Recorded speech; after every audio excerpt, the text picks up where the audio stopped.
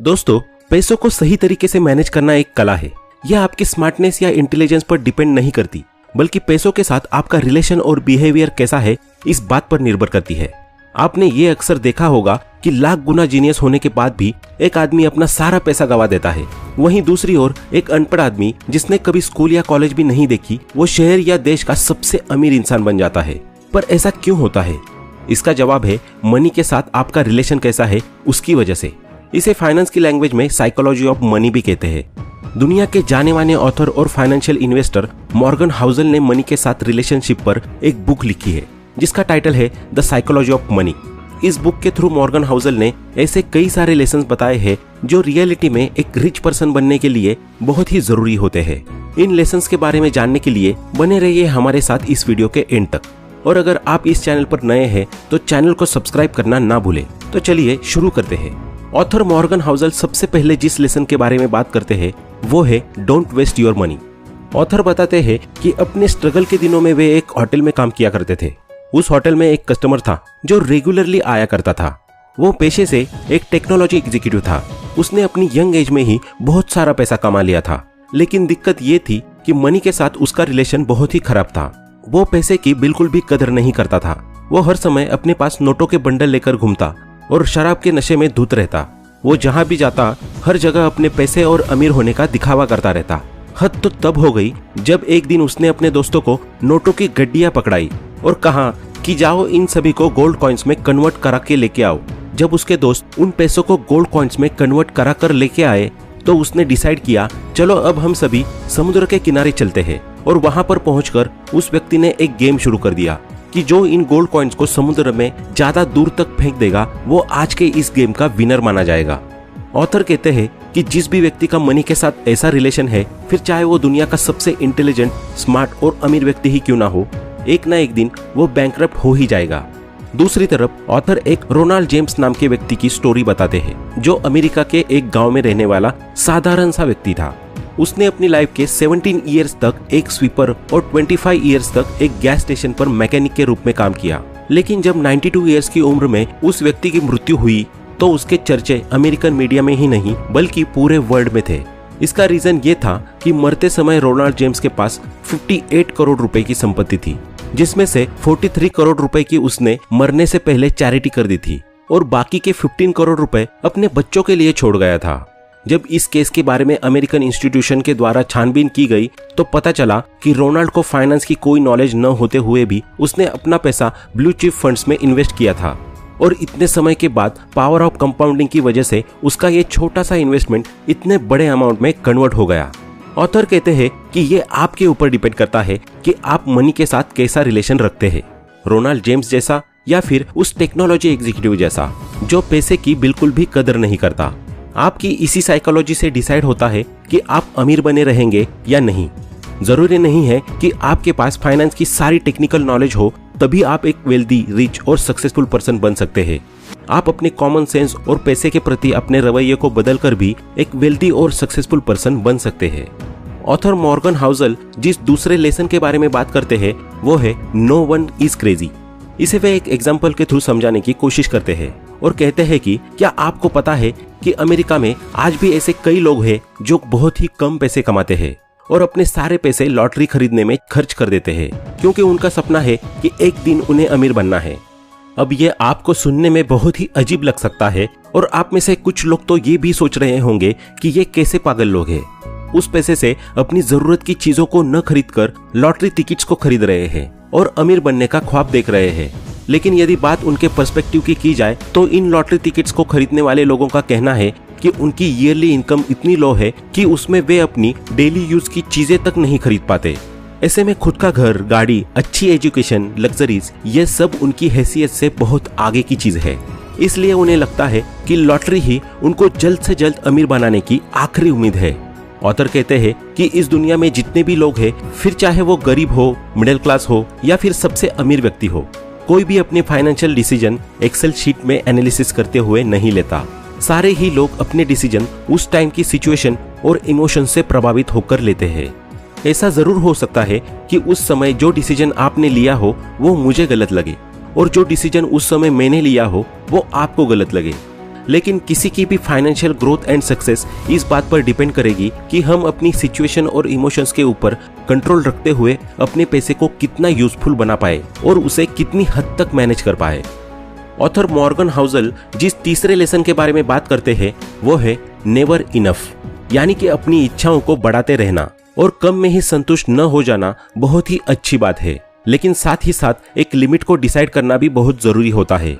क्योंकि मनी के साथ प्रॉब्लम यह है कि यदि आप हर समय उसके बारे में सोचना शुरू कर देंगे और हमेशा उसे ग्रो करने का तरीका ढूंढने लगेंगे तो कब आपकी डिजायर लालच में कन्वर्ट हो जाएगी यह आपको पता भी नहीं चलेगा, और साथ ही साथ यह आपकी मेंटल हेल्थ पर भी निगेटिव असर डालना शुरू कर देगा। ऑथर इस लेसन को और अच्छे तरीके से समझाने के लिए कोलकाता में रहते एक रजत गुप्ता की लाइफ का एग्जाम्पल लेते हैं। वे कहते हैं कि रजत बचपन से ही अनाथ थे, लेकिन इसके बावजूद भी उन्होंने 40 की उम्र में ही एक बड़ी कंपनी के सीईओ का पद प्राप्त किया। उनके पास 2008 के दौरान कुल $100 मिलियन थे, जिसे वो चाहते तो बैंक में रखकर इंटरेस्ट इनकम के जरिए बैठे बैठे सिर्फ कुछ समय में ही 10 लाख रुपए कमा सकते थे। लेकिन रजत को लगता था कि अभी भी उनके पास इनफ मनी नहीं है, अभी उनको और ज्यादा अमीर बनना है। उस वक्त वे गोल्डमैन इन्वेस्टमेंट बैंकिंग कंपनी के डायरेक्टर थे। उनके पास इतना पैसा होने के बावजूद वो लालच में आ गए और उन्होंने ज्यादा पैसा बनाने के लिए इल्लीगल रास्ते अपनाना शुरू कर दिए। वे जब भी उनकी कंपनी की बोर्ड की मीटिंग होती तो उसमें प्रेजेंट रहते और जैसे ही मीटिंग खत्म होती वे बाहर जाकर मीटिंग के सीक्रेट डिसीजंस को लोगों को जाकर बेच देते। ऐसा काफी लंबे समय तक चलता रहा, लेकिन जब बोर्ड ऑफ डायरेक्टर्स को ये बात पता चली तो उन्होंने रजत के खिलाफ केस कर दिया। जल्द ही कार्यवाही हुई और उन्हें दोषी करार देते हुए कोर्ट ने उन्हें गिरफ्तार कर दिया।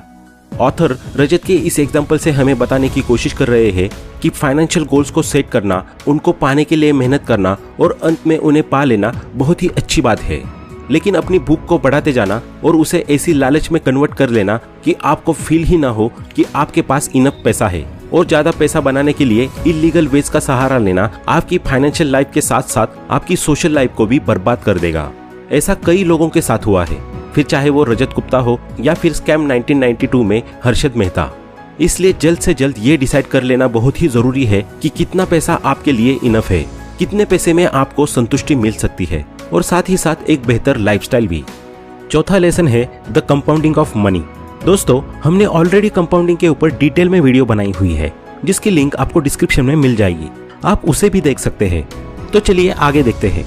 ऑथर कहते हैं कि एक रिच, सक्सेसफुल और वेल्दी व्यक्ति बनने के लिए यह बहुत ही जरूरी है कि आप पावर ऑफ कंपाउंडिंग को समझें। यही वो पावर है जिसने दुनिया के ज्यादातर व्यक्तियों को अमीर बनाया है।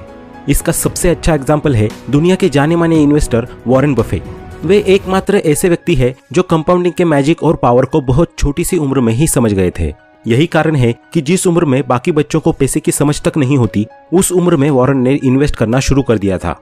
इसी का नतीजा है कि आज उनके पास $117 बिलियन से ज्यादा की नेटवर्थ है।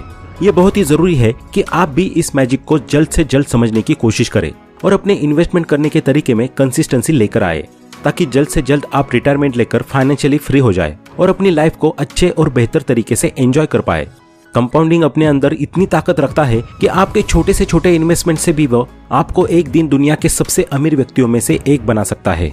बस शर्त यह है कि आपको वो छोटा अमाउंट लॉन्ग टर्म के लिए इन्वेस्ट करना होगा। तो आप भी जल्द से जल्द इन्वेस्टमेंट करना शुरू कीजिए। हमने इंडिया के सबसे ट्रस्टेड ब्रोकर एंजल वन की लिंक डिस्क्रिप्शन और पिन कमेंट में दी है। आप उसमें जाकर अपना डीमैट अकाउंट ओपन करवा सकते हैं, क्योंकि जितना जल्दी आप कंपाउंडिंग के थ्रू इन्वेस्टमेंट करना शुरू करेंगे, आपका पैसा भी उतना ही अधिक ग्रो करना शुरू हो जाएगा।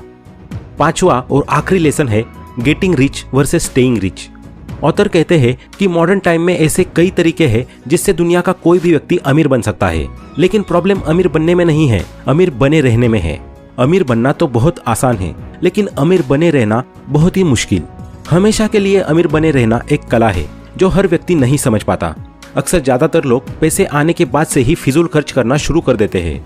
एक्सपेंसिव आइटम्स खरीदना, लग्जरी जुटाना और सबसे अमीर दिखने के लिए आउटफिट्स और कार्स पर दुनिया भर का पैसा खर्च करना शुरू कर देते हैं।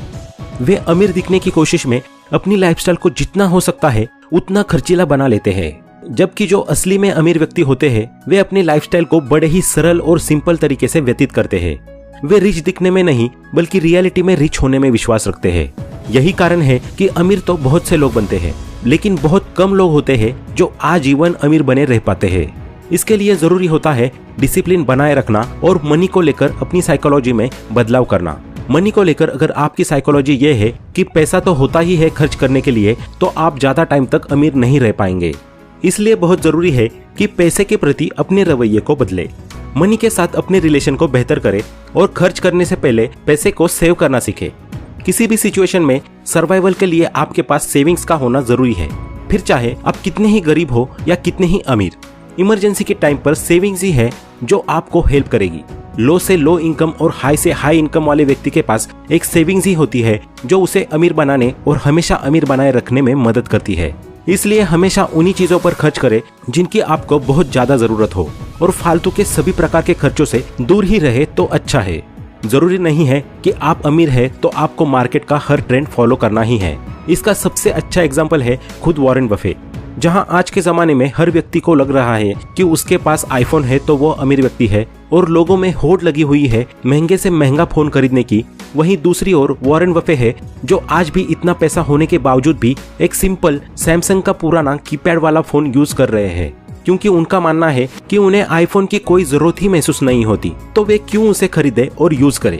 यही फर्क है रिच होने और रिच बने रहने वाले व्यक्तियों की साइकोलॉजी में। तो दोस्तों, आज के इस वीडियो में इतना ही। आशा करते हैं आपको ये वीडियो पसंद आया होगा। वीडियो पसंद आया हो तो लाइक करें और अपने दोस्तों को भी शेयर करें। आगे भी ऐसे ही वैल्यूएबल वीडियोस को देखने के लिए हमारे चैनल को सब्सक्राइब करना ना भूलें। Thanks for watching.